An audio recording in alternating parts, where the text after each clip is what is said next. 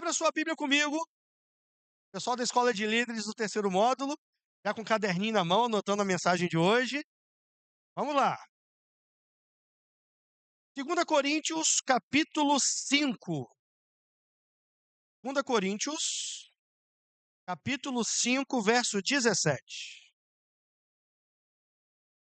2 Coríntios, hoje eu vou usar 2 textos base, não vou usar só um, para dificultar a vida dos alunos, vou usar 2 textos base. Também te amo.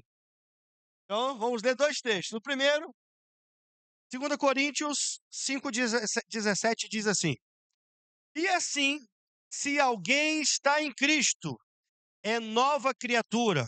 As coisas velhas já passaram, eis que tudo se fez novo. Então, vou ler nessa versão aqui. E assim, se alguém está em Cristo, é nova criatura. As coisas antigas já passaram, eis que fizeram novas. Eu quero ler também, volta um pouquinho, 1 Coríntios 1, 25.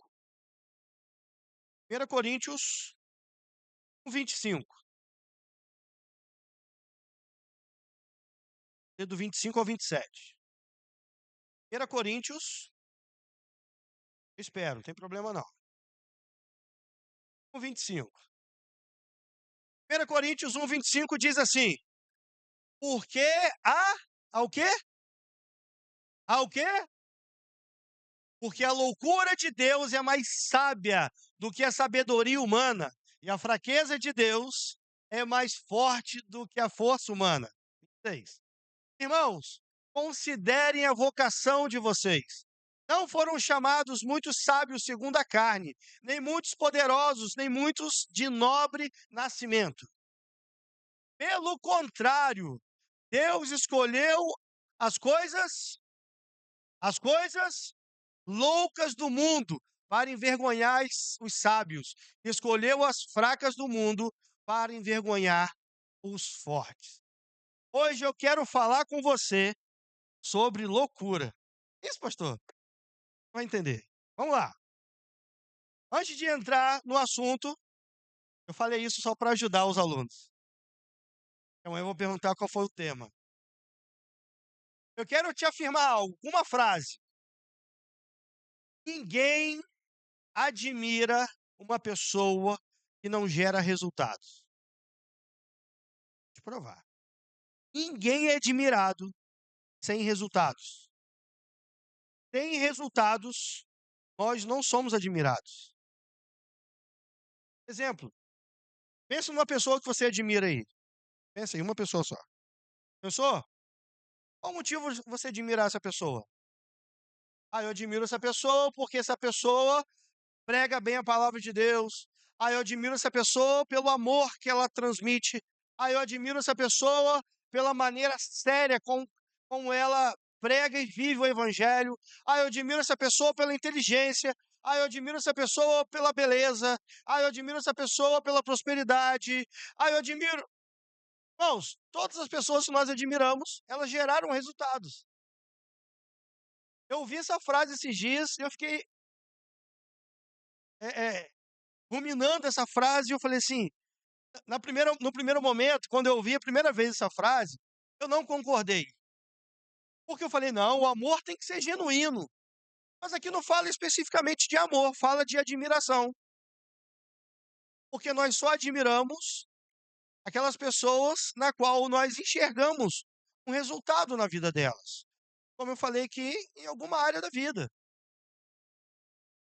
O texto que nós lemos, o primeiro texto, é de 2 Coríntios 5,17, diz assim, ó. E assim, se alguém está em Cristo, é nova criatura. As coisas antigas já passaram, eis que se fizeram novas todas as coisas. Da mesma forma como as pessoas nós só vamos admirar alguém pelos resultados, nós também só iremos alcançar outras pessoas com os nossos resultados. Preste atenção numa coisa. O texto diz, e assim, Se alguém está em Cristo, é nova criatura. As coisas antigas já passaram, eis que se fizeram novas. Ali o apóstolo Paulo fala de dois períodos da vida de uma pessoa que está em Cristo. Quem não está em Cristo só conhece uma realidade. A primeira parte, só conhece as coisas antigas. Para nós são antigas, mas para que na vida delas, são atuais. Mas para quem conhece a Cristo, quem está em Cristo, o apóstolo Paulo fala de dois momentos: as coisas antigas, tempo das coisas antigas, e o tempo das coisas novas. Lembra que eu comecei essa palavra te afirmando que para gerar admiração precisamos gerar resultados? Para termos sucesso na pregação do evangelho, nós precisamos deixar as coisas velhas, as coisas antigas. E não só experimentar, mas pregar baseados nas coisas novas. Porque aí sim, nós iremos falar de algo que nós conhecemos. Vivemos um tempo muito difícil, irmãos. Falo nós, de forma geral, a igreja de Jesus na Terra. Eu sou um profundo crítico da igreja. Não tenho vergonha de falar isso. Eu percebo que as igrejas, quando eu falo igreja, irmão, não estou falando só a nossa igreja, mas eu percebo que as igrejas se perderam muito. Eu sou um profundo crítico das igrejas.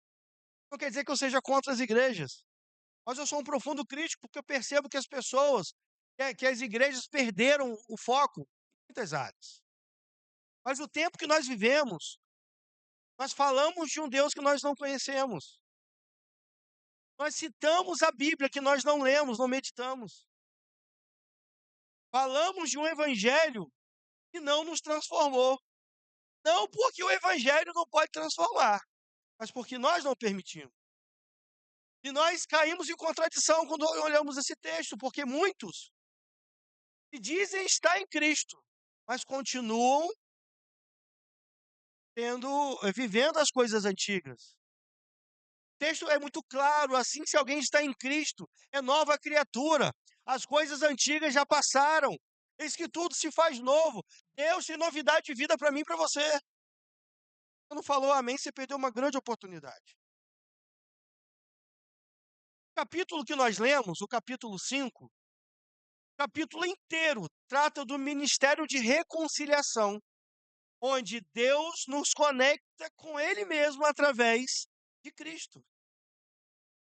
O texto sugere a necessidade de tirar as coisas velhas e deixar que as coisas novas cheguem e tomem lugar.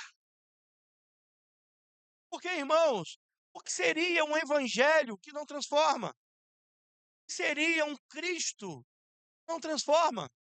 O que seria um Deus que não liberta? O problema, irmãos, é que nós, sem perceber, nós estamos transmitindo essa mensagem para o mundo. Eu frequento a igreja, mas eu continuo sendo a mesma pessoa de antes. Quando, na verdade, esse texto precisa estar vivo dentro de mim, de você, todos os dias. E nós precisamos viver esse texto de forma prática todos os dias, dentro da nossa casa, no nosso trabalho. Nós estamos na Semana da Família, eu vou encerrar falando de família. Mas o texto diz, eu estou de forma muito intencional repetindo ele para você, e assim, se alguém está em Cristo, é nova criatura. As coisas antigas já passaram, coisas velhas passaram. Eis que se fizeram novas todas as coisas. Irmãos, nós precisamos entender que o texto nos desafia a viver de forma diferente. Eu quero tentar juntar os dois textos, porque o segundo texto fala de loucura. Eu vou te afirmar algo.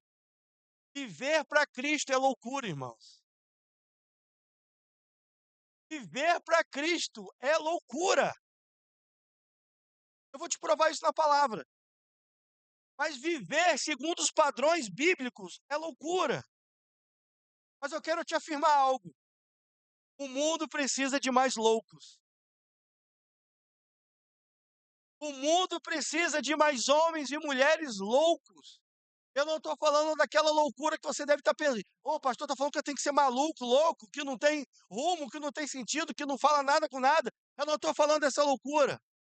Eu estou falando da loucura de Deus. É que eu posso falar da loucura de Deus, sem blasfemar. Mas a verdade é que nós precisamos ser loucos.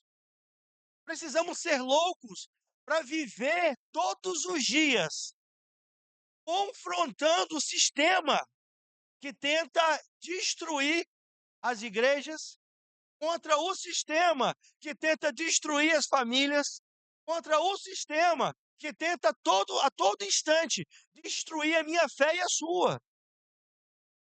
Sabe quem consegue se manter de fé? Os loucos, que não se importam em agradar o mundo, se importam em agradar a Deus.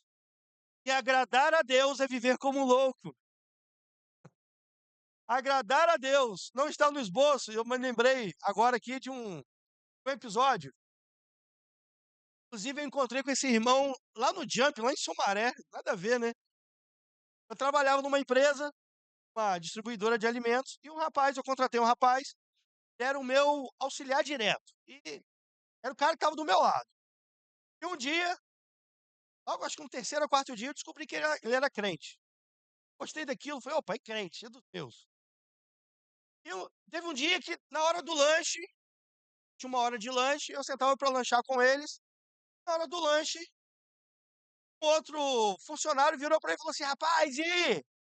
Você pegou quantas mulherzinhas? Assim mesmo, carioca, irmãos. Gente carioca. Aí ele, não, eu sou crente. Eu comecei a namorar. Eu não beijo a minha namorada. Eu só vou beijar a minha namorada depois que eu casar com ela. Irmãos, aquele menino enfrentou uma perseguição naquela empresa. Tive que tentar, de alguma forma, intervir para não permitir que ele saísse da empresa. Ele acabou saindo depois, quase um mês depois, mas para não permitir que ele se sentisse rejeitado. Mas aqueles outros homens olhavam para aquele menino como um louco. No dia da demissão dele, quando ele veio me pedir demissão, eu falei assim: rapaz, eu quero louvar a Deus pela sua vida, porque o mundo precisa de mais loucos como você. Ele, como assim, pastor? Eu falei, você não teve dificuldade de demonstrar a sua confiança em Deus e a sua preocupação em agradar a Deus e viver em santidade. Até porque a Bíblia não fala de namoro. Ele entendeu isso. Sumaré, foi agosto que nós falamos? Agosto? Agosto, né? Agora em agosto, eu saio daqui, eu sou do Rio, estou na Bahia, saio da Bahia, vou para Sumaré, São Paulo, encontro o menino lá no Jump. E ele, meu pastor! Eu falei, você aqui? Ele, eu quero te apresentar a minha esposa. Hã? 5.000 pessoas, eu encontrei um menino lá. E ele chegou para mim todo feliz, pastor, quero te apresentar a minha esposa. Eu dei um abraço àquela moça, eu falei assim, você tem um homem de verdade ao seu lado. Um homem de Deus. Durante muito tempo, viveu comigo, muito tempo, né, alguns meses. Ele demonstrou que era fiel a Deus. Ela falou assim, pastor, uma das coisas que mais me atraiu nele foi isso. Então o mundo precisa de loucos que vão lutar contra o pecado. O mundo precisa de loucos que vão viver não conforme o mundo diz, mas conforme a palavra de Deus nos ensina. Então, quais são as evidências de uma vida de loucura com Deus? Quais são as evidências de uma vida de loucura com Deus? Primeiro, é uma vida de oração. Irmão, só um louco vive uma vida de oração. Os normais não oram. Os normais não precisam orar para tomar decisões, eles tomam decisões baseadas na alma doente, baseadas nas emoções, baseadas no que eles acham. Mas os loucos, nós, os loucos, quantos loucos eu tenho aqui? Nós, os loucos, nós tomamos decisões baseadas numa vida de oração. Os normais tomam decisões baseadas em qualquer coisa. Mas os loucos preferem orar e pedir direção a Deus. Eu ouvi uma frase esses dias e a frase entrou como uma flecha. O pastor pregando e do nada ele falou assim: porque oração é para os fracos. Deus fracos. Pô, pastor bravo? É o que eu conheço. Bravo falando, porque oração é para os fracos. É por isso que eu oro, irmãos. Ele falou. Eu também sou fraco sem Deus. Oração é para os loucos, irmão. Oração é para aquelas pessoas que entendem que sozinhas elas não vão conseguir, elas precisam todos os dias. Preste atenção, todos os dias. A cada situação, elas precisam de uma direção de Deus. Irmãos, quem está te falando isso foi alguém, é alguém que errou muito por tomar decisões precipitadas. A oração nos ensina a depender de Deus. E sabe quem depende de Deus? Os loucos. Os normais não precisam de Deus. Os normais são autossuficientes, são muito bons. Mas nós, os loucos, nós somos fracos, dependentes de Deus. Irmãos, se tem uma posição que eu não quero sair é dessa, de dependência de Deus. Nós precisamos agir todos os dias como pessoas dependentes da oração. Tiago 5,16 diz: a oração de um justo pode muito em seus efeitos. A oração de um justo, né? Hebreus 10,38 diz: todavia, o meu justo viverá pela fé, e se retroceder nele não se compraz a minha alma. Nós, porém, não somos dos que retrocedem para a perdição, somos, entretanto, da fé para a conservação da alma. Aqui, nós podemos perceber a junção de duas palavras que se prega muito, mas que, na minha opinião, estão interligadas: oração e fé. Os loucos precisam orar. Uma vida de oração é uma grande evidência de um novo nascimento. Uma vida de oração é uma evidência de uma vida de loucura para o mundo. Chega no seu trabalho, uns ímpios, fala assim: eu vou ali orar. Podem até te respeitar, mas imagina você que tem que tomar uma decisão no trabalho, e você fala assim: posso ali orar? Vão falar: maluco, doido, orar? É só tomar decisão. Os normais tomam decisões sem pensar nas consequências. E às vezes pessoas são machucadas, feridas, mortas por causa de decisões tomadas erradas. Decisões, escolhas erradas. Mas os loucos buscam uma vida de oração para não cometer erros. Queira ser um louco por Jesus aqui na terra, irmãos. Você, vou te falar uma coisa, olha que interessante. A pastora Xana não tinha ideia da palavra. Não compartilhe a palavra com ela. E ela falou: nós não fomos chamados para ser normais. Estava escrito que já. Eu e você, nós não fomos chamados para uma vida normal, irmãos. Não quer dizer que você não vai jogar futebol, que você não vai ao cinema, que você não vai fazer um churrasco. Se for fazer churrasco, me chama. Você não vai brincar com alguém. Você não tem nada, não vai passear, não vai à praia. Não, porque eu sou diferente. E ser diferente é não se divertir. Irmãos, eu me divirto o tempo todo. Estava ali atrás me divertindo com a Keren. Eu brinco com todo mundo. Mas eu não posso, em nome de uma vida leve, entender que eu preciso viver de qualquer forma. Momento de brincadeira, de seriedade e de seriedade. Quantas pessoas errando por decisões erradas? Estava vendo hoje, uma das pessoas que eu estou atendendo na terapia, vomitando a alma nas redes sociais. Rapaz, essa pessoa não entendeu nada. Quanto os normais usam as redes sociais para vomitar a alma? Loucos, dobram seus joelhos, declaram para Jesus e abrem o coração para Jesus. Enquanto os loucos os normais são guiados pelos padrões mundanos, os loucos são guiados pelo Espírito Santo. Segunda evidência de uma vida de loucura é uma vida de entrega. Enquanto os normais ficam preocupados com o que vão receber dos outros, os loucos estão preocupados em fazer entregas. Entregas que irão mudar radicalmente a vida de outras pessoas.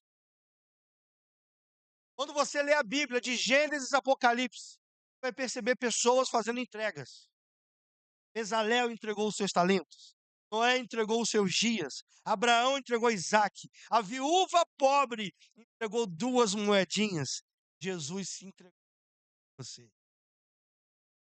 Uma evidência de uma vida louca por Deus. É uma vida de entrega. Nós podemos entregar hoje, irmãos. E nós podemos entregar hoje. O que nós podemos disponibilizar para o reino hoje. O que nós podemos entregar para abençoar vidas hoje. Uma vida de entrega também é uma evidência de uma vida de loucura. Mundo onde as pessoas estão preocupadas em ganhar, ganhar, ganhar.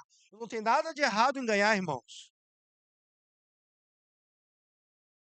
A prosperidade, ela exige a generosidade, ela instiga a generosidade. Eu sou um homem próspero, eu sou um homem rico, eu sou um homem que tem posses. Glória a Deus! Eu sou uma mulher próspera, glória a Deus! O que respalda a sua prosperidade, se ela veio de Deus, é o quanto você é generoso. E você deve estar pensando em dinheiro, né? Mas eu não estou falando só de dinheiro, não. Porque Deus te deu dons e talentos. E você não usa os seus dons e talentos para servir a igreja, para servir o reino, para servir o corpo, para servir o próximo, para servir a sociedade. Servir a Deus. Não é ser generoso. Não, porque eu uso o que eu tenho para mim. Irmãos, não tem nada de errado desfrutar das nossas coisas, das nossas conquistas. Não disponibilizar para o reino. E não entregar. Todos nós temos algo a entregar, irmãos. Terceira evidência de uma vida de loucura com Deus é uma vida de perdão.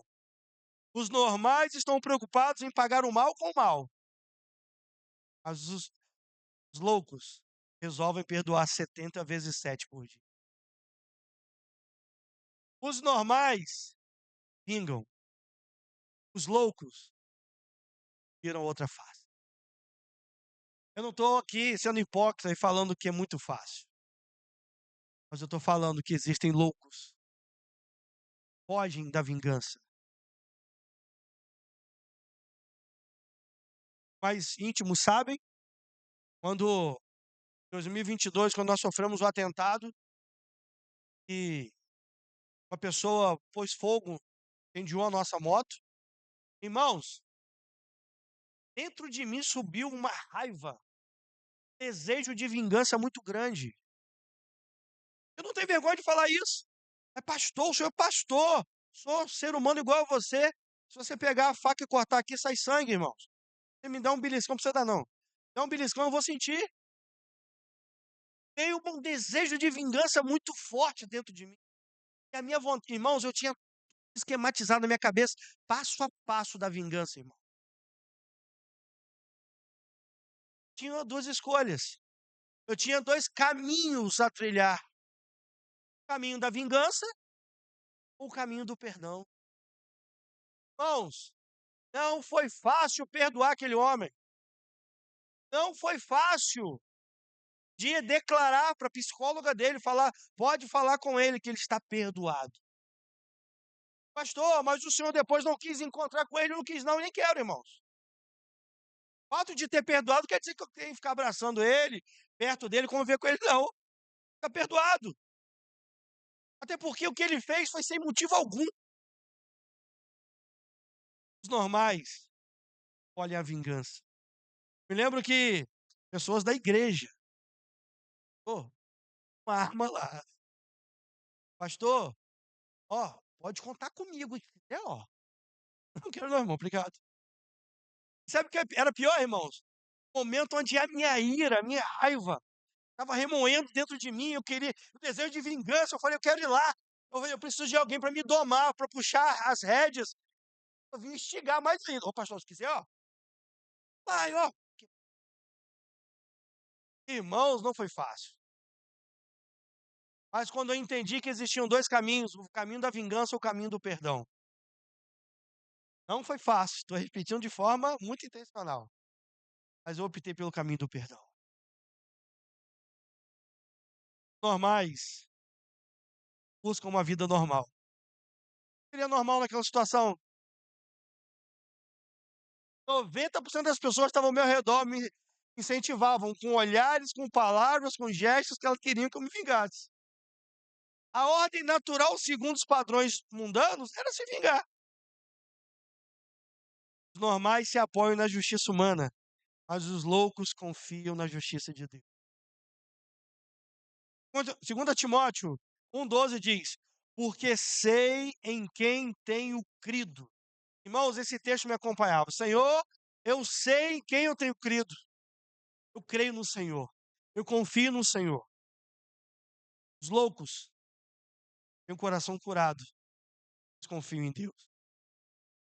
Quarta característica de uma pessoa que vive uma vida de loucura. É uma vida de meditação na palavra. Repare que eu estou falando de coisas básicas, né? Não pratico. Os normais preferem deixar ser guiados pela mídia ou pelo que vem. Mas nós, os loucos, preferimos nos firmar na palavra da verdade. Os normais ouvem os conselhos do mundo. Loucos meditam na palavra para saber o que Deus quer. Já contei isso aqui, falei na escola de líderes, na célula, vou falar de novo. Uma ovelha chegou, pastor, eu quero ouvir a voz de Deus. Aí ele, leia a Bíblia. Não, pastor, eu quero ouvir de forma falada. Eu quero ouvir Deus falando. Ele, então, minha filha, leia a Bíblia em voz alta. Porque se você não entender que isso aqui é a voz de Deus para você, que é a palavra de Deus, e que não é só um livro antigo, não, irmãos. É a palavra de Deus. Quantos irmãos distanciando da palavra de Deus? Irmãos, tem um dado muito preocupante. Pesquisas recentes afirmam que os crentes estão cada vez lendo menos a Bíblia. É por isso que aumenta o número de evangélicos e aumenta o número de divórcios. É por isso que aumenta o número de evangélicos e aumenta o número de famílias destruídas. O índice de criminalidade continua aumentando, de tráfico de drogas continua aumentando, adultério continua aumentando. Não, mas somos tantos milhões de evangélicos no Brasil. Normais. Crentes normais. Nós precisamos ser crentes loucos, irmão. Enquanto a maioria escolhe ficar sentado no banco de uma igreja, nós vamos lá para fora, vamos evangelizar. Enquanto a maioria quer ser servido, eu não sei onde ler isso na Bíblia. Nós estamos preocupados em servir os nossos irmãos. Irmãos, eu estou com vários projetos. O projeto que eu quero começar aqui na igreja é dar oportunidade para aquelas pessoas que não servem em nenhum departamento da igreja de servirem. Dia no mês, 2 dias no mês, coisa simples. E nós vamos chegar num tempo, se as mesmas pessoas começarem a servir, só elas, sempre as mesmas, irmãos, nós vamos crescer numericamente. Amém? Você crê nisso? Se você não crê, eu creio. Você vai testemunhar isso, estou falando. Nós vamos crescer muito numericamente. E se as mesmas pessoas continuarem só as mesmas pessoas servindo, elas vão cansar. Elas vão ter que servir em 1, 2, 3, 4 departamentos. Não é justo. Tem pessoas que não se envolvem em nada. E tem pessoas se matando.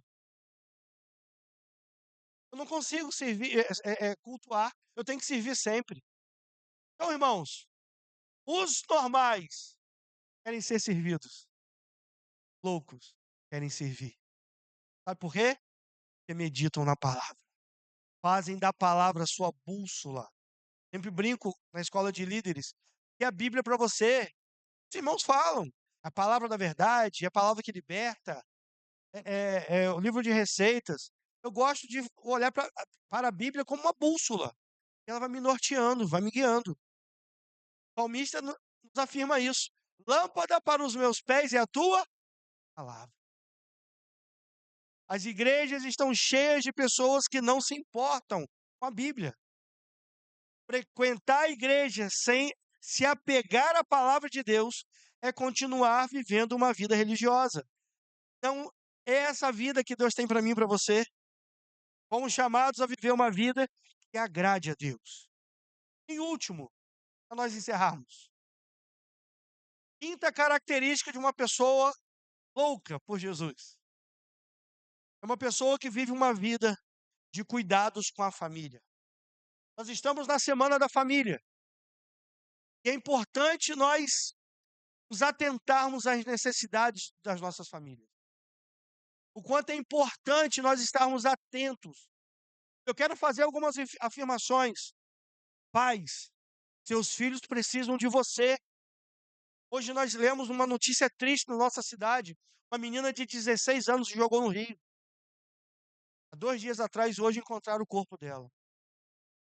Na reportagem, o jornal secular estava dizendo lá a importância dos pais ficarem atentos ao comportamento dos adolescentes, dos jovens. Nós, pais, nós temos uma grande responsabilidade, nós precisamos estar atentos. Irmãos, eu fico ligado, eu não vou perceber tudo, mas eu percebo quando a Kelly está triste. Eu percebo quando a Anisté está com um comportamento diferente. Está muito agressiva, muito arredia, muito reativo. Opa, tem uma coisa errada. Eu percebo quando a pastora Xanda está triste. Nós precisamos ficar atentos. Eu quero fazer mais algumas afirmações. Esposa, seu marido precisa de você. Mas ele é homem. Ele precisa de você. Ele precisa dos seus cuidados. Ele precisa ser cuidado por você. Esposa, cuide do seu marido. Agrade o seu marido. Irmãos, sabe a grande questão? Falando de família. As pessoas querem agradar a Deus, mas não querem envolver suas famílias no processo. Você que é casada, agrade o seu marido. Faça aquela comida que ele gosta. Carla, ele gosta de quê, Carla? Qual o prato que ele gosta? Todos? Jean, Jean é bom de boca. Jean é bom de boca, viu? Então escolha um, Carla, e faça para ele. Faça a comida que ele gosta. Faça um carinho nele. Esposa, preste atenção aqui. Há quanto tempo você não elogia seu marido? Há quanto tempo você não toca, não faz um carinho nele? Há quanto tempo você não compra um presentinho para ele? Ah, mas ele é o provedor. Irmã, passa no supermercado. Ele gosta de chocolate? Compra um chocolatinho, um batonzinho, um chocolate qualquer que ele goste. Aqui, meu amor, lembrei de você. Irmã, ele vai se derreter todo. Ele vai se derreter todo. Há quanto tempo, esposa? Você não toca no seu marido, não faz um cafuné, não faz um carinho, faz uma massagem. Oh, Deus, falei, Rony. Oh, glória! Oh, Rony falou em línguas ali agora. Há quanto tempo você não toca nele? Irmãos, coisas simples, mas que estão acabando com casamentos. Marido, há quanto tempo você não leva sua esposa para jantar? Para as esposas, ó. As esposas, tudo é. Há quanto tempo você não toca nela, não faz um carinho? Há quanto tempo, marido, você não fala assim, ó, filha, deita aqui no meu colo, deita aqui no meu colo, vou fazer um cafuné. Irmãos, há quanto tempo nós homens, nós maridos, não compramos um presentinho para ela? Há quanto tempo você não faz a massagem da sua esposa? Falei também, ó. Porque o homem também tem que fazer, né? Isso aí, Gleisa. É, Stephanie tá lá, ó. Alex, Stephanie já te intimou a fazer massagem nela hoje. Tá? Tá tudo certo. Ele confirmou aqui. Mas, irmãos, nós precisamos cuidar da nossa casa. Não, porque eu sou fiel a Deus. Sou mulher de oração, é mulher de oração, e seu marido passando luta. Eu jejuo, eu oro, atribulada, e maltrato o marido. Sou mulher de Deus, eu tenho visão espiritual ampliada, aberta. E o marido está lá há uma semana passando luta sozinho. É que você me entende? O marido está lá um mês Desesperada a mulher. Eu oro, oh, aleluia. Ô, irmã, seu marido quer seu aleluia, não. Ele quer você. Irmãos, sério, eu conheço esposas que são muito espirituais. O marido está desesperado. Tem marido que está 1 ano sem ver a mulher, mas ela tem a visão ampliada. Ela, oh meu Deus, eu oro, o céu abre, pastor. E seu marido, dentro de uma nuvem preta. Está chovendo. Tem uma tempestade em cima do seu marido. Mas você ora, o céu abre. Irmãos, nosso ministério começa em casa.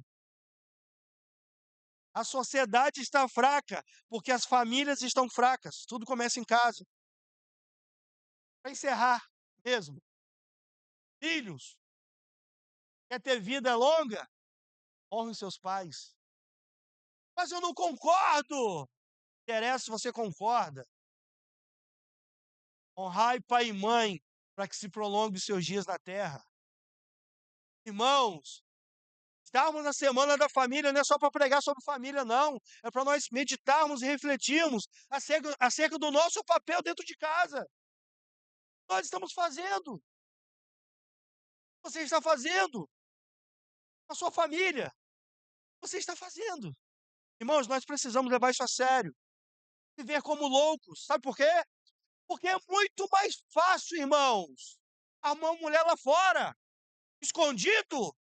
A mulher de casa nem vai saber. É muito mais normal nos dias de hoje viver uma vida dupla. Adultério, de prostituição. Ser louco hoje é você conquistar a mesma mulher todos os dias. Ser louco hoje, louca, é você conquistar o mesmo marido, o mesmo homem todos os dias. O problema, irmãos, é que nós estamos deixando o mundo entrar dentro das igrejas e muito mais, entrar na nossa mentalidade. Se a Bíblia é o nosso manual de regra, de fé e prática, nós precisamos viver como a Bíblia nos ensina. Não viver como o mundo nos ensina. O mundo precisa de mais loucos. Olha para o seu irmão assim, ó. Seja mais louco. Vamos ser mais loucos. Precisamos viver essa loucura diária, onde nós não vamos nos conformar a viver como pessoas normais. Nós vamos nos conformar a viver como os loucos que vão impactar a vida de pessoas lá fora. Normais, o mundo já está cheio. O mundo precisa de mais loucos. Quero convidar só os loucos para ficar de pé para nós orar.